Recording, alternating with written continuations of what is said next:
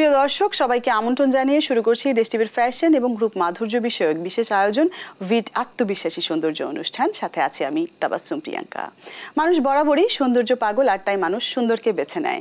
নিজেকে সবার মধ্যে সুন্দরভাবে উপস্থাপন করার ইচ্ছা থেকেই মানুষ সৌন্দর্য চর্চা করে। পোশাক কেবল একটি পরিধানযোগ্য বস্তু নয়, এটি হলো একটি ভাষা। প্রসাধনী হচ্ছে দেহের বাইরের পরিচর্যা এবং সৌন্দর্যের মূল উৎস কিন্তু দেহের ভেতর। তাই বাইরের পরিচর্যার সঙ্গে দেহের ভেতরের পরিচর্যাও প্রয়োজন। কিছু অভ্যাস বা সতর্কতাই আমাদেরকে দেবে সুস্থ, সুন্দর এবং আকর্ষণীয় অবয়ব। সৌন্দর্যের আদ্যপান্ত নিয়ে ভিট আত্মবিশ্বাসী সৌন্দর্য।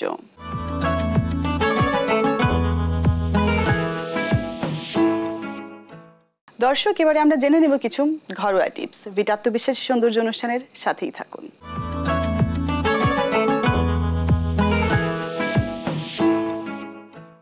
আপনার শরীরের আকৃতি অনুযায়ী পোশাক নির্বাচন করুন। এমন পোশাক পরুন যা আপনার শরীরের গঠনকে সুন্দরভাবে ফুটিয়ে তোলে এবং আপনাকে আত্মবিশ্বাসী করে তোলে। বেসিক পোশাকে বিনিয়োগ করুন। ক্লাসিক জিন্স, একটি সাদা শার্ট এবং একটি কালো ব্লেজার। চিরকালীন স্টাইল কম্বিনেশন করুন। ভিন্ন টেক্সচার এবং প্যাটার্ন একত্রিত করে ইউনিক লুক তৈরি করুন। সঠিক অ্যাক্সেসরিজ ব্যবহার করুন। একটি স্টেটমেন্ট নেকলেস, স্টাইলিশ ঘড়ি বা চমৎকার ব্যাগ আপনার লুক উন্নত করতে পারে। সঠিক জুতো নির্বাচন করুন। আরামদায়ক কিন্তু স্টাইলিশ জুতো আপনার ফ্যাশনে বড় পরিবর্তন নিয়ে আসতে পারে। ট্রেন্ড অনুসরণ করুন, তবে নিজস্বতা বজায় রাখুন। ফ্যাশনের নতুন ট্রেন্ড অনুসরণ করুন, তবে যা আপনাকে মানায় সেটাই বেছে নিন। নিজস্ব স্টাইল খুঁজে নিন। মিনিমালিস্টিক, বহ বা এজি যাই হোক না কেন, আপনার নিজস্ব স্টাইল বজায় রাখুন। আত্মবিশ্বাসী হতে হবে। সর্বোত্তম ফ্যাশন স্টেটমেন্ট হলো আপনার আত্মবিশ্বাস। ওয়ার্ড্রোব গুছিয়ে রাখুন। এটি প্রতিদিন সহজেই পোশাক নির্বাচন করতে এবং স্টাইলিশ থাকতে সহায়ক হবে।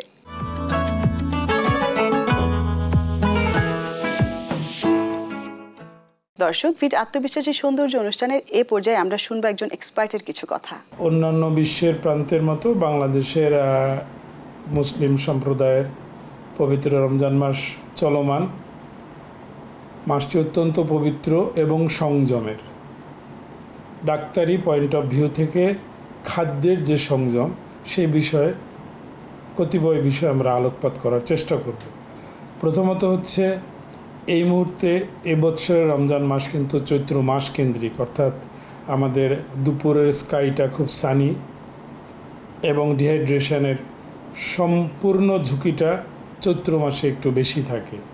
এবং আপনারা জানেন, যারা রোজা পালন করছেন, সকাল থেকে সন্ধ্যা এই দীর্ঘ সময়ে পানি স্বল্পতার যে ঝুঁকিটা থাকে, সেইটাকে কম্পেনসেটরি অর্থাৎ ওই ক্ষতিকে পূরণ করে নেওয়ার জন্য মোটা দাগে প্রথমেই আপনার দরকার পর্যাপ্ত ফ্লুইড। এই ফ্লুইড বলতে আমরা শুধু পানি বলি না, স্ট্যান্ডার্ড শরবত, পানি, ডাবের পানি, ইসাবগুলোর ভুসি সহ যে শরবতটা দেওয়া হয়, এগুলো আসলে মোটা দাগে ফ্লুইড। যে অভ্যাসটায় বাংলাদেশের রোজদাররা অভ্যস্ত একটু ড্রাই ফুডে, সেটা বেগুনি, জিলাপি, আরও কিছু মশলাদার খাদ্য, এগুলো আসলে চটকদার, আকর্ষণীয়, কিন্তু স্বাস্থ্য ফ্রেন্ডলি না। খাদ্য অভ্যাস আমরা জানি বেসড অন কালচার, কিন্তু এই রমজান মাসে যদি আমরা প্রতিজ্ঞা করি যে আমাদের একটু শিফট করতে হবে, কারণ আমাদের একটু উষ্ণতাপ্রবণ দেশ, সেখানে পানি স্বল্পতার ঝুঁকি স্বাস্থ্যের জন্য বেশি। কাজেই আমরা একটু ফ্লুইড ওরিয়েন্টেড খাবারের দিকে যদি একটু শিফট হতে শুরু করি, তাহলে আমার বক্তব্য হবে প্রজন্মের জন্য আজকের যে শিশুটির বয়স 10 থেকে 12, সে যখন পূর্ণবয়স্ক হবে ও কিন্তু একটা ভালো ফুড অভ্যাসের দিকে যাবে। এবং সেই সময় সেই ছেলে যখন রোজা পালন করবে, তার কিন্তু খাদ্য অভ্যাসের কারণেই অনেকটা প্রোটেক্টেড থাকবে। এটা হচ্ছে যারা সুস্থ। এবার আসি, বেসিক্যালি আমাদের ডিলিংটা হচ্ছে ক্যান্সার পেশেন্ট নিয়ে। এনাদের এই দীর্ঘ 1 মাস সিয়াম সাধনায় খাদ্য অভ্যাসের কী কী গুরুত্বপূর্ণ দিক রয়েছে। প্রথমত, ক্যান্সার রোগীর কিন্তু 24 ঘন্টা এবং প্রতিদিন চিকিৎসা করতে হয় না। যাদের চিকিৎসা দিতে হয়, যেমন কেমোথেরাপি, যেমন রেডিওথেরাপি, এই রকম চিকিৎসা যাদের চলমান, সেই রোগী সমূহ বাদে অন্যান্য, এবং বেশিরভাগ রোগী কিন্তু আমাদের এই অন্যান্য সম্প্রদায়, অর্থাৎ তাদেরকে আমরা বলি ফলো আপ পেশেন্ট। আপনার একটা নির্দিষ্ট ক্যান্সার ধরা পড়েছে, 2 মাস থেকে 3 মাস ব্যাপী সমগ্র চিকিৎসা শেষ করে শুধু আমাদের সাথে ফলো আপ করছেন, শারীরিকভাবে আপনি ঠিক রয়েছেন কি না। সেই রোগীরা কিন্তু পূর্ণাঙ্গভাবে রোজা পালন করতে পারে এবং তাদের ক্ষেত্রে আমাদের দিক থেকে বৈজ্ঞানিকভাবে কোনো বাধা নেই। কিন্তু অ্যাক্টিভলি যারা চিকিৎসাধীন, আবারও বলছি, কেমোথেরাপি বা রেডিওথেরাপির মতো চিকিৎসা চলাকালীন কেউকে রমজান পালনের জন্য আমরা বিজ্ঞানসম্মত কারণেই নিরুৎসাহিত করে থাকি, কারণ ওনার ডিহাইড্রেশন, ওনার বডি সিস্টেম এই টক্সিক চিকিৎসাগুলোকে মানিয়ে নিতে পারবে না। ক্ষেত্র বিশেষে ক্যান্সার, তার সাথে ফাস্টিংয়ের ঝুঁকিতে ওনার অবস্থার অবনতি ঘটতে পারে। এবং ইসলামের বিধান অনুসারে সুস্থ লোকের জন্যই রোজা পালনটাকে অত্যাবশ্যকীয় করা হয়েছে। এটা আমি যতটুক জানি সেই আঙ্গিকেই বলছি, ভুল হলে দর্শক ক্ষমা করবেন। যেনারা অসুস্থ, প্রকৃত অসুস্থ, তাদের জন্য কিন্তু কিছু বিকল্প বিধান রয়েছে এবং আমি মনে করি এই বিকল্প বিধানগুলো প্রতিপালন করলে রোগের এবং রোগ নিরাময়ের দ্রুতই সৃষ্টিকর্তা কেন্দ্রিক, যেহেতু কাজে আপনি অসুস্থ হলে পরে চিকিৎসকের পরামর্শটা মেনে নিয়ে চলাই একান্ত কর্তব্য। পুনরায় ফ্লুইড জাতীয় খাবারের দিকে এবং সন্ধ্যায় যখন যেনারা রোজা রাখছেন, রাখার সক্ষমতা আছেন, তাদেরকে ফ্লুইডে একটু পর্যাপ্ততা, এবং সেটা আপনি রাতভর ভাগ ভাগ করে খেতে পারেন। ভোর নাগাদ তো আপনার আবার ফাস্টিং শুরু হবে। সো আপনাকে মোটা দাগে 2.5 থেকে 3 লিটার সুস্থ সামর্থ্যবান লোকের জন্য ফ্লুইড অ্যাট এনি শেড, সেটা ডালের জল হোক, নর্মাল পানি হোক, ডাবের পানি হোক, অন্যান্য শরবত হোক, 2.5 থেকে 3 লিটার ফ্লুইড আপনার বডিকে কিন্তু রক্ষা করবে পরবর্তী প্রায় 12 ঘন্টার মতো ফাস্টিংকে। আবারও রমজান মাসের শুভেচ্ছা এবং অগ্রিম ঈদের শুভেচ্ছা জানাচ্ছি সমগ্র বাংলাদেশের নাগরিকদেরকে।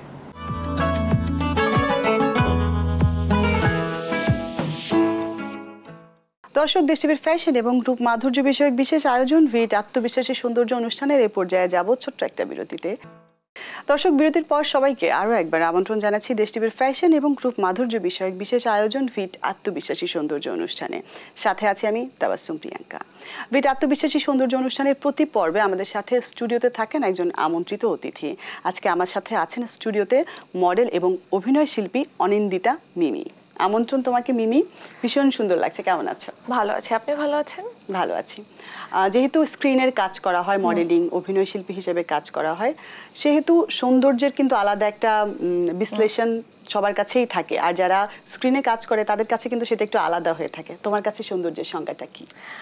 আমার কাছে সৌন্দর্যের সংজ্ঞা, যেহেতু মানুষ দেখতে কেমন সেটা ফ্যাক্ট না, মানুষের মনের সৌন্দর্যটাই বড় সৌন্দর্য।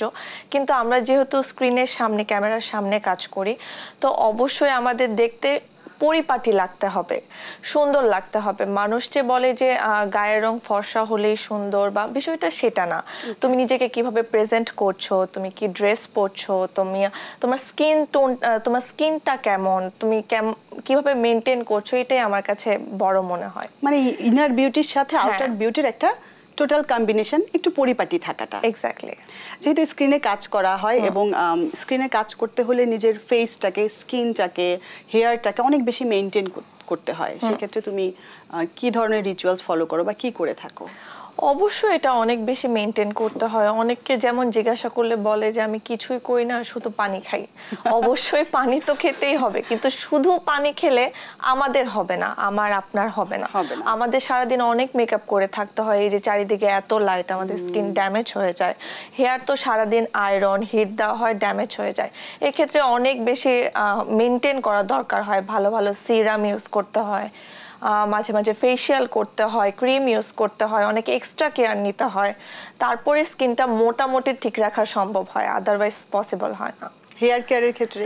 হেয়ার কেয়ারের ক্ষেত্রে আসলে সবচেয়ে বেশি আমার মনে হয় আমাদের শরীরে ক্ষতিগ্রস্তটা হয় হেয়ার।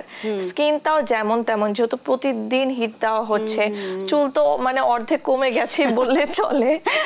অয়েলিং করতে হবে তো রেগুলার মাস্ট, অয়েল ছাড়া কোনোদিনও চুল ভালো থাকবে না। তার মধ্যে বিভিন্ন ট্রিটমেন্ট আছে, স্পা আছে, বিভিন্ন ক্যারাটিন ট্রিটমেন্ট আছে, প্রোটিন ট্রিটমেন্ট আছে, ভালো ভালো শ্যাম্পু, সিরাম। আমার মনে হয় এগুলো করলে তাও মোটামুটি থাকতে পারে চুলটা ভালো। একটু তাহলে ট্রিটমেন্ট নেওয়া হয়। তো ওই যে আবারও সেই সৌন্দর্যের কথাই চলে আসে, এটা তো স্কিন হেয়ার গেল, ফিটনেস মেনটেন করা এটা আরেকটা ইম্পর্ট্যান্ট সেক্টর। সেখানে তুমি কি করে থাকো? জিম, মেডিটেশন, যোগা, কোনো কিছুর সাথে কি যুক্ত আছো? মানে অ্যাকচুয়ালি কি বলবো আপু, আমার মনে হয়, আমি জানি না অন্যদের কি মনে হয়, যে ফিটনেসটা মেনটেন করা এই পৃথিবীর সবচেয়ে কঠিন কাজ। আমি ওরকম লাকি সোল না, আমার মেটাবলিজম এত হাই না যে আমি যা মন চাই তা খাবো, আমার শরীরে লাগবে না। অনেকে দেখি অনেক খায় কিন্তু মানে কোনো এফেক্ট পড়ছে না। আমি একদিনের জায়গায় 2 দিন খেলে পরের দিন মনে হয় আমার 1 কেজি বেড়ে যায়, মনে হয় না, অ্যাকচুয়ালি 1 কেজি বেড়ে যায়। তোমাকে দেখে কিন্তু সেরকম লাগছে না। এক্স্যাক্টলি, এই কোয়েশ্চেনটাই সবাই করে। সবাই বলে তোমার জিম করার কি দরকার, তোমার ডায়েট করার কি দরকার, তুমি তো ঠিকই আছো। আরে বাবা, আমি তো জিম ডায়েট করেই এমন আছি, আদারওয়াইজ এরকম থাকা আমার পসিবল না। আমি বেশ হেলদি ছিলাম, আমি আমার অনেকটা ওয়েট লস করেছি।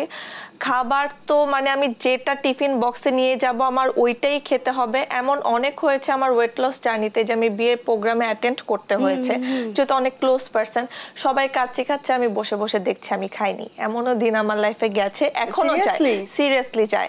আমি লাস্ট মিষ্টি কবে খেয়েছি আমি জানি না, আমার অ্যাকচুয়ালি মনে পড়ে না। কোক আমার এত ফেভারিট ছিল, আমি ওষুধটাও কোক দিয়ে খেতাম, আগে এমন ছিলাম।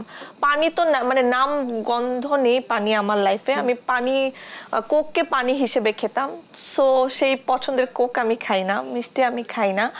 আমার অনেক বেশি মেনটেন করতে হয়, কারণ আমার একটা জিনিস প্রবলেম কি আপু, যে আমার হয়তো বা বডি স্ট্রাকচারটা ঠিক হয়ে যাচ্ছে, শরীর ঠিক হয়ে যাচ্ছে, কিন্তু আমার ফেস কখনো ভাঙে না। আমার ফেসটা ফুলে যায় একটু কিছু করলে। সো আমি অনেক বেশি জিম ডায়েট করি। ফুড তো অ্যাকচুয়ালি ডায়েটটাই 80%, জিম তো 20%। ফুডটা অনেক মেনটেন করতে হয় আমার। ওকে, এখন তো এই যে তোমার ফেস ভাঙার কথা বললে, সেই প্রসঙ্গের সাথে এই প্রসঙ্গটা একেবারেই কানেক্টেড। অনেক বেশি ট্রেন্ড চলছে aesthetic treatment, surgery, laser, face ভাঙার, ফেস শেপ করা, ভি শেপ করা, আরো অনেক কিছু। তো এই বিষয়টাকে তাহলে তুমি কিভাবে দেখবে? আমার এই বিষয়টা অনেক খারাপ লাগে। আপনি যদি আমার 90s এর নায়িকাদের দেখেন বা 90s এর যারা কাজ করতো, ওদের চেহারার মধ্যে একটা আলাদা ইনোসেন্স ভাব ছিল, এক একজন এক এক রকম দেখতে ছিল। এখন কিন্তু দেখবেন সব মেয়ে দেখতে একরকম, সবার লিপস একরকম, সবার এই জায়গাটা একরকম, সবার নোজ একরকম, সবার গাল ভাঙা, সবাই একরকম। আমার কাছে এখন সবাইকে একরকম লাগে, আমার এই জিনিসটা মোটেও পছন্দ না। হয়তোবা তারা কি কারণে করে, তাদের ফ্যাসিনেশন থেকে করে, বাট আমি পার্সোনালি এই জিনিসগুলো পছন্দ করি না। ওকে, একটু কাজের প্রসঙ্গে আসি। বর্তমানে কি কি কাজ পাইপলাইনে আছে? বর্তমানে তো সামনে তো ঈদ, তো এটা নিয়ে ব্যস্ততা আছে, বেশ কিছু নাটকে, যেহেতু আমি নাটকই করি, নাটকে কাজ করা হয়েছে ঈদের জন্য, সামনে আরো 2-3টা শুটিং আছে। যারা নতুন কাজ করছে, স্ক্রিনের সামনে কাজ করতে চায় এবং এই ইন্ডাস্ট্রিতে আসতে চায়, তাদের উদ্দেশ্যে কি বলবে? নিজের মন যা বলে, নিজের যেটা ঠিক মনে হয় অবশ্যই তোমরা সেটাই করবে কখনো, কারণ ইন্ডাস্ট্রিতে অসাধু মানুষের অভাব নেই। তোমাকে এক একজন এক এক জ্ঞান দিবে, লেকচার দিবে, বুদ্ধি দিবে। ওদের কথা শুনলে তোমাদের কেরিয়ার কোনোদিনও হবে না, কোনোদিনও সেটা সম্ভব না। নিজের যেটা ঠিক মনে হয় ওই পথে আগাও, ওই কাজটা করো। যেহেতু আল্লাহ সবাইকেই নিজস্ব একটা জ্ঞান বুদ্ধি দিয়ে সৃষ্টি করেছেন, নিজেরটা ভালো বুঝে সেভাবেই আগাতে হবে। অনন্দিতা, তোমার সাথে কথা বলে ভীষণ ভালো লাগলো। তুমি ভীষণ স্পন্টেনিয়াস এবং ফিল্টার ছাড়া কথা বলো, এটা আসলে এই বর্তমান সময়ে খুব কম পাওয়া যায়। ভালো থাকবে এবং তোমার জন্য সবসময় শুভকামনা। থ্যাংক ইউ আপু। দর্শক, দেশ টিভির ফ্যাশন এবং গ্রুপ মাধুর্য বিষয়ক বিশেষ আয়োজন ভিট আত্মবিশ্বাসী সৌন্দর্য অনুষ্ঠানের আজকের পর্ব এখানেই শেষ করছি। আগামী পর্বে আপনাদের সাথে আবারও দেখা হবে এবং আমার সাথে থাকবেন নতুন কোনো অতিথি। আমাদের আজকের পর্বের কোনো অংশ আপনারা যদি মিস করে থাকেন তাহলে তা দেখে নিতে পারেন দেশ টিভির অফিসিয়াল ফেসবুক পেজ এবং ইউটিউব চ্যানেল থেকে। সবাই ভালো থাকবেন, সুস্থ থাকবেন এবং অবশ্যই দেশ টিভির সাথেই থাকবেন।